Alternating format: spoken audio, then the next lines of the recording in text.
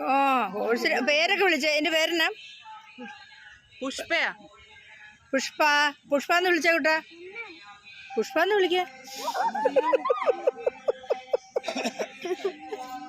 പുഷ്പന്ന് വിളിച്ചേ. എനിക്ക് അത് വേണം. അതിന്റെ പേരെന്താ? അതിന്റെ പേര്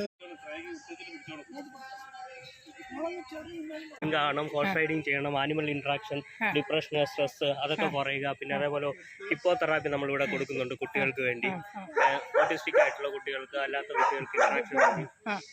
അങ്ങനെ ഡിഫറെൻ്റ് ആയിട്ടുള്ള കാര്യങ്ങളാണ് നമ്മളിവിടെ കൊടുത്തുകൊണ്ടിരിക്കുന്നത്.